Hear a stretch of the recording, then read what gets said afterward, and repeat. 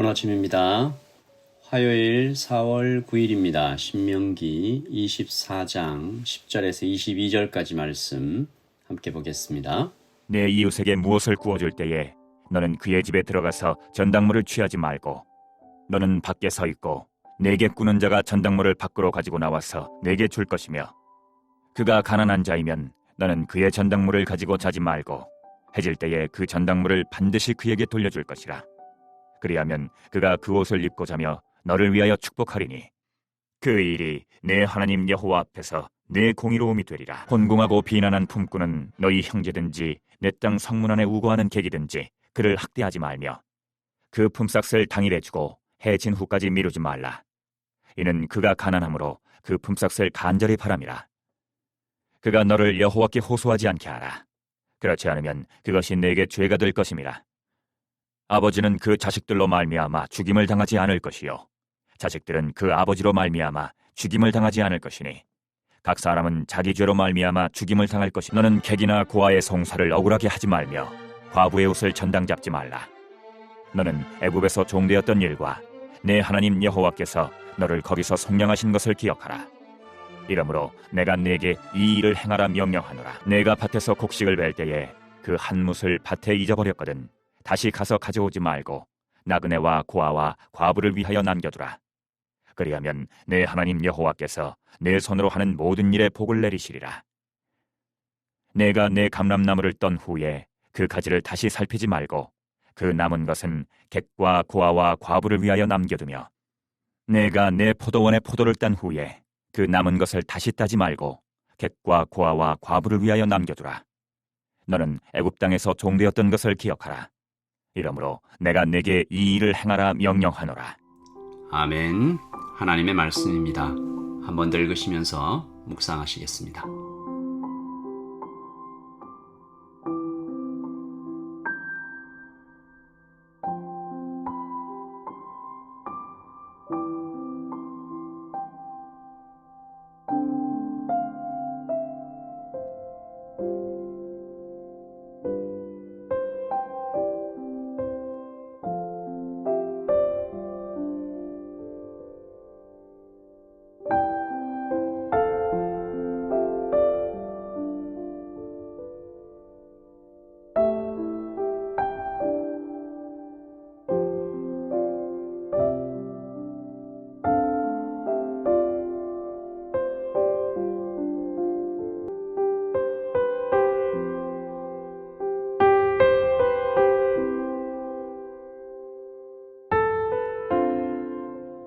신학을 공부할 때 또 우리가 경건의 시간이라고 하죠. 큐티를 배울 때 가장 먼저 묻는 질문이 하나님은 어떤 분이십니까?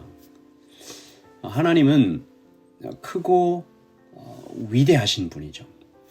하나님은 거대 우주와 미세한 원자의 세계까지 만드시고 지금도 다스리고 계시는 분입니다. 하나님의 크기를 누가 감히 상상이나 할 수 있을까 생각해 본 적이 많은데요. 그런데 하나님은 크신 분이기도 하지만 동시에 아주 섬세하시고 자상하신 분이죠. 오늘 말씀에 나타난 이 하나님의 아주 세밀하신 사람을 향한 이 관심들을 좀 볼 텐데요. 하나님께서 우리를 얼마나 잘 아시는지 24장 10절입니다. 내 이웃에게 무엇을 구워줄 때에 너는 그의 집에 들어가서 전당물을 취하지 말고 너는 밖에 서 있고 내게 꾸는 자가 전당물을 밖으로 가지고 나와서 내게 줄 것이며. 집에 들어가서 담보 물건을 가지고 나오지 마라. 이런 거죠. 인생 살다가 우리가 위기를 당할 때가 있잖아요. 돈 빌리는 일을 누가 좋아하겠습니까? 전화를 들었다가 놨다가 몇 번이고 망설이게 되는 것이 사람의 마음인데 하나님께서 돈 빌리는 자의 이런 마음을 헤아려 주라는 것입니다. 돈이 없어서 급해서 어떤 인생에 정말 어두운 시기가 되어서 고개를 푹 숙이며 돈 좀 빌려달라고 온 그 사람의 존엄을 지켜주라는 것이죠. 집에 훅 들어가서 가지고 나오지 말라는 것입니다. 그리고 이어지는 말씀도 있습니다. 12절. 그가 가난한 자이면 너는 그의 전당물을 가지고 자지 말고 해질 때에 그 전당물을 반드시 그에게 돌려줄 것이라. 여기서 이 전당물은, 이 담보는 아마 옷이었나 봐요. 저녁에 입고 자야 할 솜옷이었나 봅니다. 따뜻한 옷 있잖아요. 팔레스타인의 밤이 몹시 추워요. 하나님께서 이 돈 빌리는 사람이 맡긴 그 담보, 입을 옷도 이렇게 담보로 맡길 정도였으면 얼마나 절박했겠습니까? 하나님은 그러나 그가 저녁에 추위에 떨지 않도록 그 옷 돌려주라고 하십니다. 세상 어디에 이런 나라가 있을까요? 돈 빌려준 사람은 어떻게든 빨리 돈을 돌려받아야 되지 않겠습니까? 추위를 당해봐야 마음이 급해져야 돈을 빨리 갚지, 이런 생각하기 마련인데, 이런 세상의 차가움에 비해 하나님은 얼마나 따뜻하신 분인가. 오늘 아침 새삼스럽게 하나님의 이 섬세하시고 세밀하신 사랑을 발견합니다. 오늘 이어지는 말씀도 모두 같은 맥락이에요. 월급을 미루지 말라. 15절입니다. 그 품삯을 당일에 주고 해진 후까지 미루지 말라. 이는 그가 가난함으로 그 품삯을 간절히 바람이라. 하나님께서 월급날만 기다리는 직장인의 마음을 아세요. 주일에도 잠시 나누었지만 이 사장님들, 이 직원들을 혹사시키지 마라, 이런 얘기들 주일에 잠시 나누었지만요. 여러분 중에 혹시 사장님들 계시다면 월급 미루지 마십시오. 직장인들은 그 월급 들어오는 날 정말 분초를 세고 있습니다. 하나님께서 이 마음들을 좀 헤아려 주라는 것이죠. 그리고 이 아버지의 죄나 아들의 죄 때문에 다른 가족들이 피해보는 일이 없도록 하라라고 하시네요.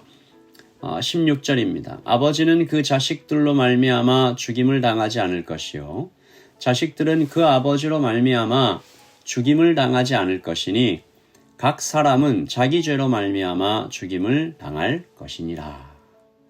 역시 이 상한 마음을 하나님께서 위로하고 계시는 장면입니다. 이미 가족의 죄 때문에 상당한 피해를 입었는데 그 일로 2차 가해를 가하지 말라라고 하시는 거죠. 최근 한국 사회에 자주 발생하는 일 아니겠어요? 신상 털기, 그리고 피사실 공표, 이런 것들 하나님께서 싫어하십니다. 경고하십니다. 각 사람은 자기 죄로 말미암아 죽임을 당할 것인데 이것들로 가족들 피해 입히지 마라라는 것이죠. 그리고 또 오늘 말씀의 후반부에 보면 가난한 자들 위해 계획된 불성실을 하나님께서 명령하시죠. 불성실하게 추수해라라는 것입니다. 추수할 때 조금 남겨두라. 너무 치밀하게 빈틈없이 다 따지 말고 열매들을 조금 남겨두라고 하십니다. 20절. 내가 내 감람나무를 떤 후에 그 가지를 다시 살피지 말고 그 남은 것은 객과 고아와 과부를 위하여 남겨두며 21절. 내가 내 포도원의 포도를 딴 후에 그 남은 것을 다시 따지 말고 객과 고아와 과부를 위하여 남겨두라. 하나님은 이렇게 따뜻하신 분입니다. 하나님은 이렇게 가난한 자와 객과 고아와 과부와 이 직장인들과 그리고 가족의 일 때문에 마음 상한 사람들을 위하여 한없는 사랑을 이렇게 쏟아붓고 계시는 분이죠. 그러나 우리가 또 이렇게 한번 뒤집어서 생각해 봐야 할 것 같아요. 거꾸로 생각해 보면 사장과 부자, 포도원 주인이나 돈 빌려준 사람에게는 하나님은 그러면 어떤 분이신가? 부자 되기 위해, 포도원을 이렇게 경영하기 위해 얼마나 땀을 흘리고 수고해야겠습니까? 그러면 하나님은 이런 그 수고와 땀은 고려하지 않으시고 그냥 무조건적으로 약한 자만을 위한 하나님이신가? 그거 아니잖아요. 하나님은 모든 자의 하나님이십니다. 그래서 오늘 이 약한 자를 돌보라는 하나님의 명령의 두 가지 이유를 하나님은 설명하고 계신데, 첫째, 부자와 힘 있는 자가 가난한 자들을 이렇게 돌보아 줄 때, 우리 복음서에서도 마치 하나님을 대접한 것처럼 내가 그렇게 상 주겠다라고 하시는데요. 13절, 오늘 비슷한 말씀이 있습니다. 해질 때에 그 전당물을 반드시 그에게 돌려줄 것이라. 그리하면 그가 그 옷을 입고 자며 너를 위하여 축복하리니 그 일이 내 하나님 여호와 앞에서 내 공의로움이 되리라. 그러니까 내가 베푼 친절, 내가 베푼 그 어떤 사람에게 대한 그 도움, 하나님이 잊지 않으신다는 것입니다. 세상은 그냥 그것들이 그냥 흩어지고 없어지고, 그 가난한 사람은요, 이것을 다시 갚을 능력이 없잖아요. 근데 하나님께서 잊지 않으십니다. 하나님께서 복 주시겠다는 거죠. 그리고 둘째, 받은 은혜를 기억하라. 18절입니다. 너는 애굽에서 종되었던 일과 내 하나님 여호와께서 너를 거기서 속량하신 것을 기억하라. 이러므로 내가 내게 이 일을 행하라 명령하노라. 잊지 말라는 것입니다. 내가 번 돈, 내가 일군 이 포도원, 내가 세운 이 사업. 그래서 나는 열심히 했다. 나는 강하다. 나는 이제 다 가졌다. 나는 이미 안전하다. 이런 생각을 하는 그때부터 내가 망가질 수 있다라는 것입니다. 높아질 수 있다.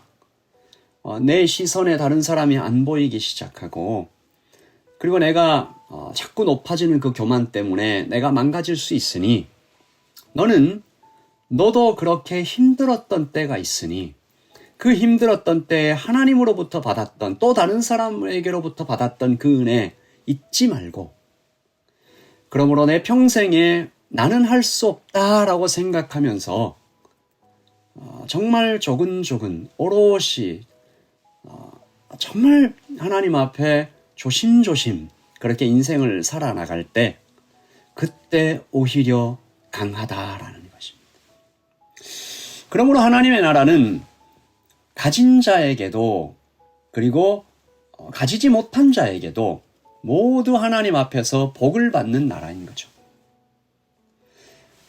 가진 자는 겸손함으로 하나님께 복을 받을 것이고, 그리고 없는 자는 가진 자를 통해서, 또 하나님을 통해서 그 사랑받음으로, 내가 버려지지 않았구나, 내가 잊혀지지 않았구나, 하나님께서 나를 생각하고 계시는구나, 그 마음으로 다시 일어나는 나라가 바로 하나님의 나라입니다. 우리 그 나라를 꿈꾸고, 또 그 나라를 우리가 실천하고, 그 나라를 우리 가정에서부터, 직장에서부터 이루어가는 우리 모두가 되기를 소원합니다. 기도하겠습니다. 하나님 아버지, 이런 나라를 경험하게 하여 주시옵소서. 이런 나라를 세워가게 하여 주시옵소서. 또 이렇게 온전히 세워지는 다가올 그 나라를 생각하게 하여 주시옵소서. 오늘 직장으로 출근하면서 또 가정에서 하나님의 나라를 세워가는 모든 하나님의 백성들에게, 교회에게 아버지 하나님, 가진 자나 그렇지 못한 자나 하나님 앞에서 똑같은 은혜로 주님 나아갈 수 있도록 인도하여 주시옵소서. 감사합니다. 예수님의 이름으로 기도합니다. 아멘. 여러분, 하나님의 복 풍성히 받으시고 샬롬으로 주님의 평안 가운데 하루를 보내시길 바랍니다. 내일 아침에 하나님 말씀으로 함께 만나겠습니다. 샬롬.